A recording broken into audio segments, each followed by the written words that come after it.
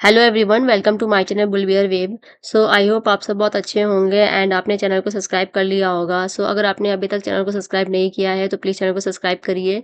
And अगर आप already एक सब्सक्राइबर हैं so thank you so much for being my subscriber. So आज का वीडियो स्टार्ट करते हैं। आज का जो टॉपिक है वो है एनएवी क्या होता है या फिर एनएफओ क्या होता है। ये दोनों अलग अलग टर्म्स हैं। आपने अगर अपने रुपए इन्वेस्ट कर रखे होंगे म्यूचुअल फंड में तो हर महीने अगर आपकी एसआईपी जाती हो या फिर आपने लमसम किया हो तो फिर आपको एक मैसेज आता है कि आपको इस एनएवी पर इतने यूनिट्स अलॉट हो गई है। तो ये होता क्या है एनएवी या फिर एनएफओ क्या होता है। तो आज की वीडियो में हम इसको डिस्कस करेंगे। So let's play intro video and then discuss करते हैं what is NAV and what is NFO in mutual fund.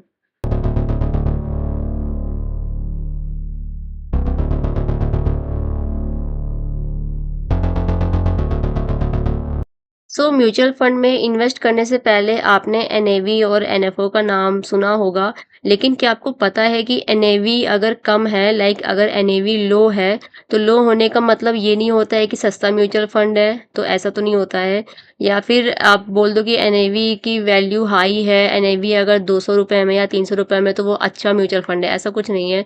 आज मैं सिंपल एग्जाम्पल के साथ आपको समझाऊंगी कि एनएवी और एनएफओ होता क्या है एंड इनके बारे में लोगों की क्या गलत धारणाएं हैं उसको भी डिस्कस करेंगे। सबसे पहले आते हैं एनएफओ पर। What is NFO? मैं यहाँ पे लिखती जाती हूँ। एनएफओ एनएफओ का जो फुल फॉर्म होता है वो होता है new fund offer. New fund offer. What is new fund offer? New fund offer का मतलब ये है कि जब कोई म्यूचुअल फंड कंपनी एक नया स्कीम लॉन्च करती है या फिर एक नया म्यूचुअल फंड लॉन्च करती है तो सबसे पहले जो यूनिट्स पब्लिक को दिए जाते हैं उन्हें हम एनएफओ बोलते हैं। फर्स्ट टाइम जब कोई स्कीम आती है म्यूचुअल फंड की, कोई नया फंड रिलीज होता है तो उसकी जो वैल्यू होती है उसको हम एनएफओ बोलते हैं। मतलब कि ये न्यू फंड आया है एंड इस न्यू फंड की जो वैल्यू है उसको हम एनएफओ बोलते हैं। ये यूजुअली 10 रुपए पर यूनिट के रेट का होता है। जब भी कोई म्यूचुअल फंड लॉन्च होगा, जैसे आपने अपने रुपए किसी म्यूचुअल फंड में लगाए हैं जो बिल्कुल रिसेंटली लॉन्च हुआ है, जैसे आप किसी बैंक में जाओ, एचडीएफसी बैंक में जाओ या कोटक महिंद्रा में जाओ, तो वो बताते हैं कि हमारा ये नया फंड आया हुआ है। तो उसका जो बेस यूनिट होता है, कोई भी नया फंड हमेशा 10 रुपए में ही लॉन्च होता है। 10 रुपए पर यूनिट, मतलब एक यूनिट का 10 रुपए। वो आप पे डिपेंड करता है कि आप कितने रुपए लगा रहे हो। लाइक आपने 1 लाख रुपए लगाए हैं तो आपको 10,000 यूनिट्स अलॉट हो गई। आपने 10,000 रुपए लगाए हैं तो आपको 1,000 यूनिट्स अलॉट हो गई। तो 10 रुपए के हिसाब से आपको यूनिट्स अलॉट हो जाती हैं। 10 रुपीज पर यूनिट। तो जब कोई म्यूचुअल फंड कंपनी एक नया स्कीम लॉन्च करती है तो सबसे पहले जो यूनिट्स पब्लिक को दिए जाते हैं उन्हीं को हम एनएफओ कहते हैं। एंड ये यूजुअली 10 रुपए पर यूनिट के रेट का होता है। लेकिन इसका मतलब ये नहीं है कि एनएफओ हमेशा बेस्ट होता है सिर्फ इसलिए क्योंकि इसका जो प्राइस है वो 10 रुपए, ऐसा नहीं है। आप, क्योंकि ये नया फंड है, अभी हमको भी नहीं पता, आप अभी ये किसी को नहीं पता कि ये फंड कैसा परफॉर्म करेगा। इसकी यूनिट से 10 रुपए से 11 रुपए में या 10 रुपए से 110 रुपए में कितने साल में ग्रो करेंगी। तो ऐसा कुछ नहीं है कि ये नया फंड है, ये एचडीएफसी ने निकाला है या कोटक महिंद्रा ने निकाला तो ये अच्छा ही होगा। वो डिपेंड करता है उसकी परफॉर्मेंस पे।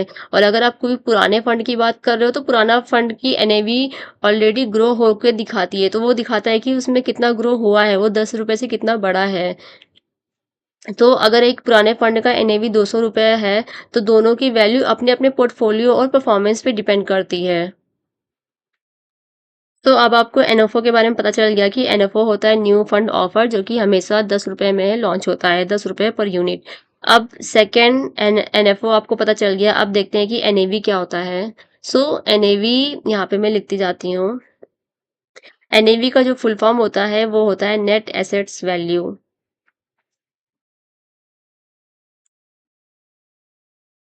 Net asset value. ये होता है एक म्यूचुअल फंड यूनिट की कीमत। मतलब कि आपने कोई भी म्यूचुअल फंड लिया है तो उसमें एक यूनिट की वैल्यू कितनी है। लाइक अगर आपके पास कोटेक का कोई म्यूचुअल फंड है तो उसकी कोटेक की एक यूनिट की वैल्यू अगर 110 रुपए है तो वो आपकी एनएवी हो जाएगी। एग्जांपल के लिए मान लीजिए आपने एक फंड की टोटल वैल्यू है, आपने किसी फंड में 10,000 रुपए इन्वेस्ट किए हैं एंड उसका एनएवी का प्राइस है 100 रुपए।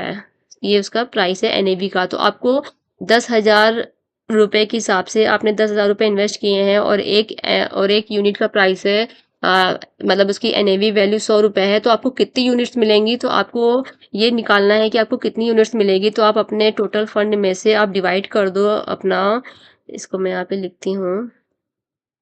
आपको ये डिवाइड बाय 100, क्योंकि इसका एनएवी 100 रुपये है, तो आपको कितनी यूनिट्स अलॉट हो जाएंगी? आपको टोटल 100 यूनिट्स अलॉट हो जाएंगी। तो जो भी एनएवी वैल्यू होगी और जितना आपने रुपए इन्वेस्ट किया है, आप उसको डिवाइड कर दीजिए एनएवी वैल्यू से। अपने टोटल फंड को, जितने रुपए आपने इन्वेस्ट किए उसको आप एनएवी वैल्यू से आप डिवाइड कर दोगे, तो आपको उतनी यूनिट्स अलॉट हो जाएंगी। और सबसे इम्पोर्टेंट बात ये है कि एनएवी हर दिन मार्केट बंद होने के बाद कैलकुलेट होती है। मतलब फंड्स के जो शेयर्स हैं, बॉन्ड्स है या फिर जो भी एसेट्स है, उनकी वैल्यू कैलकुलेट होती है और फिर उसके बाद उसका एनएवी निकलता है।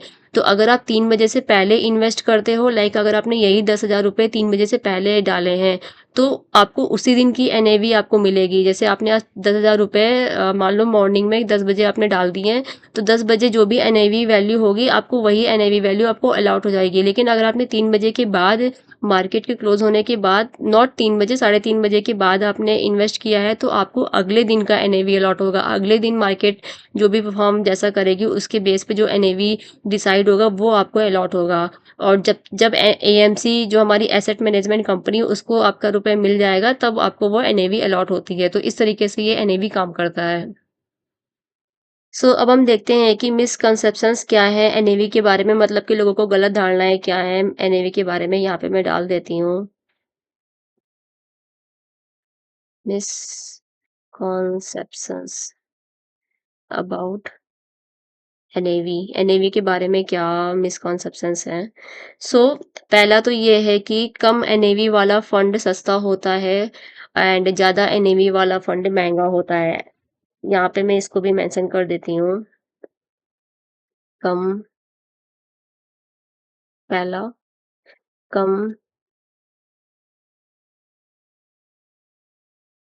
एनएवी वाला फंड सस्ता होता है। पहला तो एक तो गलत धारणा ये है कि कम एनएवी वाला फंड सस्ता होता है और ज़्यादा एनएवी वाला फंड ज़्यादा अच्छा होता है, ऐसा कुछ नहीं है। एनएवी बस एक अकाउंटिंग नंबर है जो कि फंड की परफॉर्मेंस और पोर्टफोलियो पे डिपेंड करता है, ना कि एनएवी की हाई या फिर लो वैल्यू पर। ये ऐसा कुछ नहीं है कि कम एनएवी वाला फंड सस्ता होता है या ज़्यादा एनएवी वाला फंड महंगा होता है। अभी मैं आपको एक एग्जांपल पे भी दिखाऊंगी कि ऐसा कुछ होता नहीं है। फिर सेकंड, लोगों को लगता है कि म्यूचुअल फंड खरीदते समय एनएवी चेक करना ज़रूरी है। ये भी एक बहुत बड़ा मिथ है। बहुत ही बड़ा, मतलब कि लोगों को गलत इसके बारे में भी गलत धारणा है कि एन म्यूचुअल फंड खरीदते समय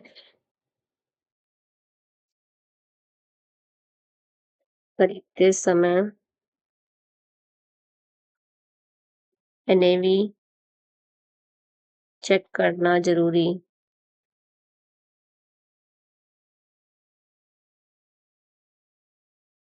ऐसा कुछ नहीं है कि आप म्यूचुअल फंड खरीदो तो आपको उसका एनएवी चेक करना है। ऐसा ऐसा भी, ये भी बहुत बड़ा मिसकंसेप्शंस है कि म्यूचुअल फंड खरीदते समय एनएवी चेक करना ज़रूरी है। बिल्कुल भी नहीं, ऐसा बिल्कुल भी नहीं है। एनएवी सिर्फ़ प्राइस दिखाता है, लेकिन डिसीज़न लेना चाहिए फंड का, हमें ट्रैक देखना चाहिए कि उसका ट्रैक रिकॉर्ड क्या है, उसका पास्ट रिकॉर्ड क्या है, उसकी हिस्ट्री क्या है, उसका ऑब्जेक्टिव क्या है और वो किस रिस्क के बेसिस पर है, तो वो सब आप चेक करो। आप ये मत चेक करो कि एनएवी इतने रुपए का है तो चलो खरीद ले, एनएवी सस्ता मिल रहा है तो खरीद ले, महंगा मिल रहा है तो ना खरीदे, ऐसा कुछ नहीं है। आप फंड का देखो ना, परफॉर्मेंस कितना अच्छा है, तो उस बेस पे आपको खरीदो तो ज़्यादा आपके लिए बेनिफिट रहेगा। फिर थर्ड मिसकंसेप्शन है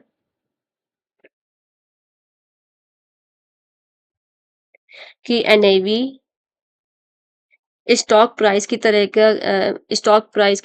गिरता है,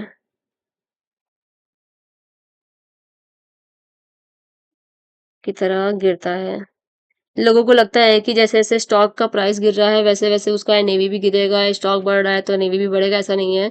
स्टॉक प्राइस मार्केट का डिमांड या सप्लाई पे चलता है, जबकि एनएवी आपका डिमांड या सप्लाई पे नहीं चलता है। एनएवी बस एक कैलकुलेशन है जो कि फंड की अंडरलाइंग एसेट्स की वैल्यू को डिपेंड करती है। सो इसलिए ऐसा कुछ नहीं है। तो अगर आपको ये इन तीनों में से आपको भी अगर कुछ ऐसा लगता है कि कम एनएवी वाला फंड सस्ता होता है या ज़्यादा महँगा वाला फंड ज़्यादा अच्छा होता है, तो ऐसा कुछ नहीं है। और सेकंड था कि म्यूचुअल फंड खरीदते समय एनएवी चेक करना ज़रूरी है। तो मुझे लगता है कि एनएवी आप ना चेक करके उसका फंड का आप हिस्ट्री चेक करो, उसके रिकॉर्ड चेक करो कि उसने कैसे परफ़ॉर्म किया है, उसके बेस पे आप खरीद सकते हो। तीसरा मैंने बताया कि एनएवी स्टॉक प्राइस के तरीके घटता-बढ़ता है, तो ऐसा नहीं है क्योंकि वो डिमांड एंड सप्लाई पे काम नहीं करता एनएवी।